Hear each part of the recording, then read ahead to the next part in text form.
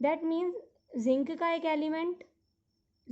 Element, hydrogen के 2 atoms, sorry zinc का एक एटम, हाइड्रोजन के 2 एटम और सल्फेट के 2 एटम्स, 4 एटम्स।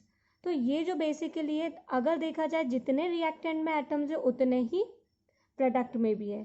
तो ये तो हो गई हमारी बैलेंस केमिकल इक्वेशन। अगर अब हम बात करें अनबैलेंस केमिकल इक्वेशन की, तो let us see that equation, this equation Fe plus H2O Fe3O4 plus H2। जैसे कि Fe आयरन का यहाँ पर 1 एटम है, हाइड्रोजन का 2 एटम है और ऑक्सीजन का 1 एटम है। सेम यहाँ पे लेकिन आयरन का 3 एटम है, ऑक्सीजन का 4 है और हाइड्रोजन का 2 है।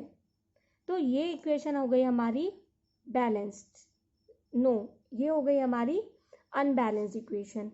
अब क्वेश्चन एक ये भी आता है, क्या हम अनबैलेंस्ड इक्वेशन को बैलेंस्ड बना सकते हैं? क्या ये पॉसिबल है? सो यस, हम अनबैलेंस्ड इक्वेशन को बैलेंस्ड इक्वेशन में कन्वर्ट कर सकते हैं। कैसे? हम एक एग्जांपल ले रहे हैं, इक्वेशन जो कि अनबैलेंस इक्वेशन है उसको हम बैलेंस करेंगे। कैसे करेंगे? जैसे कि एक है हमारे पास Fe plus H2O Fe3O4 plus H2। ये इक्वेशन देखा जाए तो ये इक्वेशन हमारी अनबैलेंस्ड है। वाई?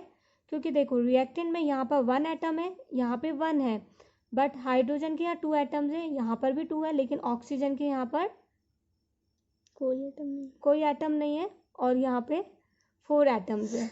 दैट मीन्स यहाँ 3 यहाँ 4, तो ये नहीं है। अगर हम इसको बैलेंस करेंगे तो कैसे करेंगे? सबसे पहले हमारे एलिमेंट्स को हम लिख लेते हैं एक जगह पे, आयरन, हाइड्रोजन, ऑक्सीजन। अब रिएक्टेंट में ये कितने हैं और प्रोडक्ट्स में कितने हैं? रिएक्टेंट में देखा जाए तो आयरन का 1 एटम है और प्रोडक्ट में 3, हाइड्रोजन का 2 और प्रोडक्ट में भी 2, ऑक्सीजन का 1 और प्रोडक्ट में 4। दैट मीन्स अगर मुझे इसको बैलेंस करना है तो देखो सबसे ज़्यादा जो है जिसके पास एटम है वो कौन सा है? ऑक्सीजन, जिसके प्रोडक्ट में। तो हम सबसे पहले ऑक्सीजन को ही बैलेंस करेंगे। तो ये हमारी equation Fe plus H2O Fe3O4 plus H2। तो यहाँ पे ऑक्सीजन का 1 है तो मैं एक काम करती हूँ, यहाँ पे मैं 4 से मल्टीप्लाई कर देती हूँ। जब मैंने यहाँ 4 से मल्टीप्लाई करा तो ये ऑक्सीजन मेरे पास 4 हो गए। दैट मीन्स प्रोडक्ट में जितने एटम है उतने ही मेरे पास रिएक्टेंट में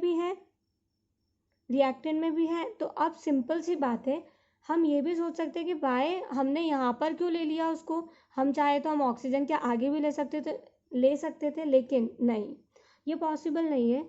जस्ट बिकॉज ये जो 4 ऑक्सीजन है, हम कभी भी किसी कंपाउंड के बीच में नंबर मल्टीप्लाई नहीं करते हैं, दैट्स वाई। लेकिन अब क्या हुआ, यहाँ पे ऑक्सीजन तो बैलेंस हो गया, लेकिन देखा जाए तो हमारा हाइड्रोजन अनबैलेंस है, क्योंकि यहाँ पर हाइड्रोजन के पास 2 एटम्स है और यहाँ पर 4 2 ज़ा 8 है। तो उसको बैलेंस करने के लिए अब हम क्या करेंगे, जब हाइड्रोजन के पास 2 है तो मैं यहाँ पर इसको 4 से मल्टीप्लाई कर दूंगी। अब जब 4 से मल्टीप्लाई करा तो हमारे पास हाइड्रोजन के 8 एटम्स हो गए, यहाँ पे भी हाइड्रोजन के 8 एटम्स हो गए, ऑक्सीजन के हमारे 4 चल रहे हैं, ऑक्सीजन के 4 है, लेकिन हमारे पास आयरन का 3 है। तो अब मैं इसको बैलेंस करने के लिए आयरन के आगे 3 मल्टीप्लाई कर दूंगी। दैट मीन्स ये हो गई हमारी बैलेंस्ड इक्वेशन। ये तो हो गए। अब हम अपनी इक्वेशन को और भी ज़्यादा इंफॉर्मेटिव बनाने के लिए हम क्या करते हैं, इनमें हम सिंबल्स को ऐड कर देते हैं, हर एलिमेंट के आगे सिंबल्स को एलिमेंट ऐड करते हैं। जैसे कि अगर कोई उसके स्टेट को डिफाइन करके, जैसे कि ऑक्सीजन है तो वो गैसेस में आता है तो हम उसके आगे साइन लगा देते। तो अगर हम सॉलिड की स्टेट को एस से शो कर सकते हैं, लिक्विड स्टेट है तो उसको स्मॉल एल से कर सकते हैं, अगर कोई हमारा एक्वस सोल्यूशन है तो वो हम AQ से कर सकते हैं, और अगर अब हमारा कोई गैसेस है तो हम उसे स्मॉल g से शो कर सकते हैं। इसके अलावा अगर और भी चीज़ हमें हीट बताना है, टेम्परेचर बताना है, तो हम 2-3 सिंबल्स यूज़ करते हैं इक्वेशन में। ये एरो हमें गिव्स अस का साइन देता है। इसके अलावा अगर मैं इसमें ट्राइंगल ऐड करूँ तो वो हमें बताता है हीट बताता है। इसके साथ में मैं टेम्परेचर को लिख के शो कर सकती हूँ। टेम्परेचर के बाद में बात अगर आती है सोर्स ऑफ एनर्जी, जो हमारी नॉर्मल एनर्जी है जैसे सनलाइट, ओके, तो हम सनलाइट को भी लिखकर शो कर सकते हैं।